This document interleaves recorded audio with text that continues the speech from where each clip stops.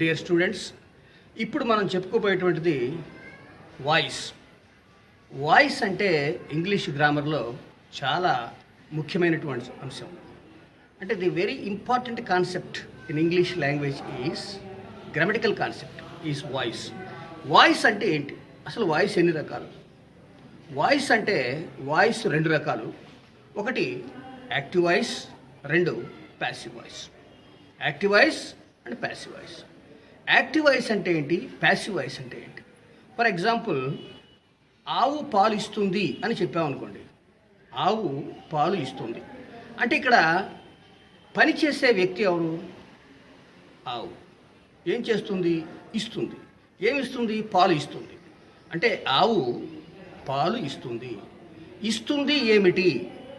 ఇస్తుంది ఏమిటి? ఇస్తుంది అనేటువంటి వెర్బ్కి ఏమిటి, వాట్ అనేటువంటి ఒక ప్రశ్న వేసుకుంటే మిల్క్ అనేటువంటి సమాధానం వస్తుంది.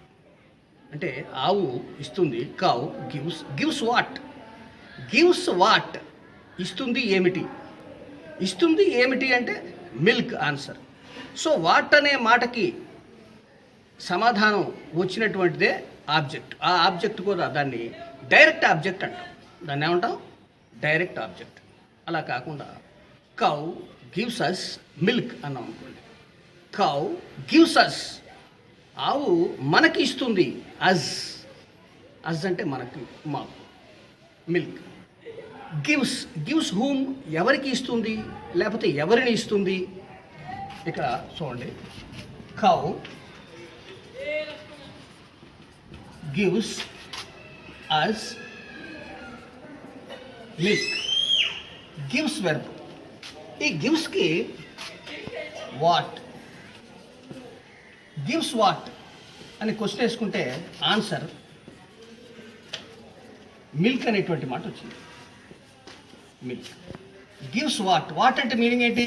ఏమిటి? గివ్స్ వాట్, ఇస్తుంది ఏమిటి? మనకు ఆన్సర్ ఏంటి? మిల్క్. మిల్క్ ఇస్తుంది. ఈ మిల్క్ అనే దాన్ని మనం ఆబ్జెక్ట్ అంటాం. ఆ ఆబ్జెక్ట్ కూడా డైరెక్ట్ ఆబ్జెక్ట్ అంటాం. అంటే క్రియకి వాట్ అనేటువంటి క్వశ్చన్ ఇస్తే వచ్చే సమాధానం డైరెక్ట్ ఆబ్జెక్ట్ అంటాం. ఇకపోతే ఇదే క్రియకి ఇంకొకటి హూమ్. హూమ్ అంటే ఎవరిని, ఎవరికి. ఎవరికి ఇస్తుంది? ఎవరిని? No answer. No answer. ఇస్తుంది ఎవరికి? ఆన్సర్ ఉంది. ఏంటి ఆన్సరు? అస్. అస్ అంటే మనకు, మాకు. అస్ అంటే మీనింగ్ ఏంటండి? మనకు, మాకు. Give us milk. దీన్ని ఇండైరెక్ట్ ఆబ్జెక్ట్ అంటాం.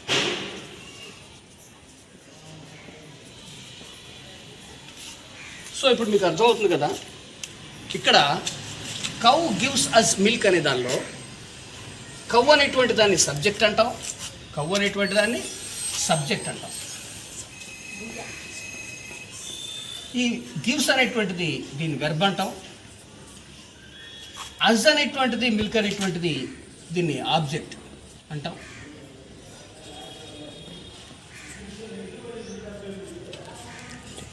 అంటే ఇక్కడ రెండు ఆబ్జెక్ట్స్ ఉన్నాయి.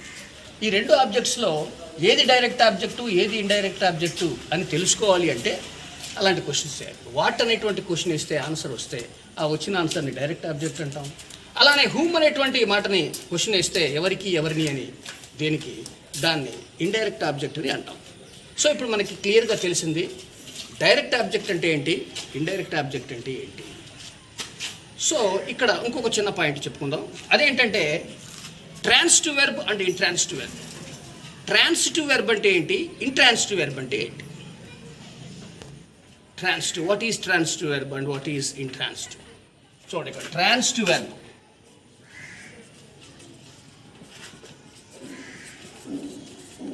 Intransitive verb.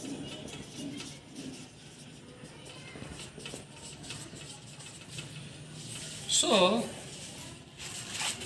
ట్రాన్సిటివ్ అంటే తెలుగులో సకర్మక క్రియ అని అర్థం ట్రాన్సిటివ్ వెర్బ్ అంటే. మరి ఇంట్రాన్సిటివ్ వెర్బ్ అంటే అకర్మక క్రియ. అంటే ఎగ్జాంపుల్ ఇప్పుడు మీకు చెప్తున్నానండి. కౌ గివ్స్, ఆవు ఇస్తుంది. ఏమి ఇస్తుంది? ఏదో ఉంది అక్కడ, పాలు ఇస్తుంది. సో అక్కడ ఇది కర్మ, దాన్ని ఆబ్జెక్ట్ అంటారు. ఆబ్జెక్ట్ ఉంది, ఈ సెంటెన్స్లో ఆబ్జెక్ట్ ఉంది. అలా కాకుండా ఐ స్లెప్ట్ ఎస్టర్డే అన్నాను, నేను నిద్రపోయాను నిన్న. ఐ స్లెప్ట్ సౌండ్లీ ఎస్టర్డే నైట్, నేను గాఢంగా నేను రాత్రి నిద్రపోయాను అని చెప్పాను అనుకోండి. స్లెప్ట్ అంటే నిద్రపోయాను. నిద్రపోయాను ఏమిటి? No answer. నిద్రపోయాను ఎవరికి, ఎవరిని? No answer. Whenever you put or pose a question to the verb what and whom, if you get answer it is transitive verb, and if you don't get any answer it is called intransitive verb. అంటే తెలుగులో సెంటెన్స్లో ఉన్న క్రియకి what అనేటువంటి question కానీ whom అనేటువంటి question కానీ వేస్తే సమాధానం వస్తే ఆబ్జెక్ట్ ఉంటుంది. ఆబ్జెక్ట్ ఉండేటువంటి సెంటెన్స్ని, ఆబ్జెక్ట్ ఉండేటువంటి వెర్బ్ని ట్రాన్సిటివ్ వెర్బ్ అంటాం. ఆబ్జెక్ట్ లేని వెర్బ్ని ఇంట్రాన్సిటివ్ వెర్బ్ అంటాం. మళ్ళీ ఇంకొకసారి ఇక్కడ ఇంకోటి చెప్తాను. ఇప్పుడు transitive verb cow gives milk.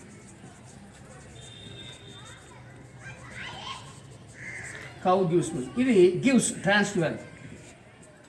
TV అంటే ట్రాన్సిటివ్ వెర్బ్. ఎందుకని ట్రాన్సిటివ్ వెర్బ్? దీనికి వాట్ అనేటువంటి క్వశ్చన్ లేదా హూమ్ అనే క్వశ్చన్ ఇస్తే ఆన్సర్ వస్తుంది కాబట్టి. అలా కాకుండా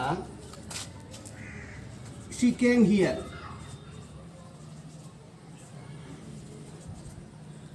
ఆమె ఇక్కడికి వచ్చింది. వచ్చింది she came. ఈ కేమ్కి వాట్, కేమ్ వాట్, వచ్చింది ఏమిటి? వచ్చింది ఎవరు, ఎవరు వచ్చారు అంటే ఆన్సర్ ఉంది, అది సబ్జెక్ట్. ఇక్కడ కావాల్సింది మనకి ఇటువైపు. Came what, no answer.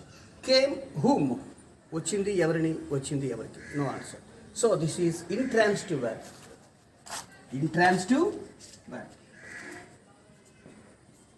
So you can identify by posing two questions. What, తెలుగులో ఏమిటి, whom, ఎవరిని, ఎవరికి. Transitive verb, intransitive verb. So టోటల్గా ఇక్కడ మనం చెప్పుకున్న అంశం ట్రాన్సిటివ్ వెర్బ్ని ఎలా గుర్తుపట్టాలి, ఇంట్రాన్సిటివ్ వెర్బ్ని ఎలా గుర్తుపట్టాలి. అయితే ఇదంతా కూడా మనం వాయిస్ అనే హెడ్డింగ్లో చెప్పుకున్నాం. అంటే చేంజ్ ది వాయిస్ అన్నప్పుడు ఒక సెంటెన్స్ని యాక్టివ్ వాయిస్లో ఉన్న సెంటెన్స్ని ప్యాసివ్ వాయిస్లోకి మార్చాలి అంటే ఆ యొక్క వెర్బ్ ట్రాన్సిటివ్ వెర్బ్ అయి ఉండాలి. ట్రాన్సిటివ్ వెర్బ్ అయి ఉండాలంటే ఆబ్జెక్ట్ కలిగి ఉండాలి. డైరెక్ట్ ఆబ్జెక్ట్ కానీ ఇండైరెక్ట్ ఆబ్జెక్ట్ కానీ కలిగి ఉంటేనే it can be transformed into passive voice. Otherwise you can't change that sentence into passive.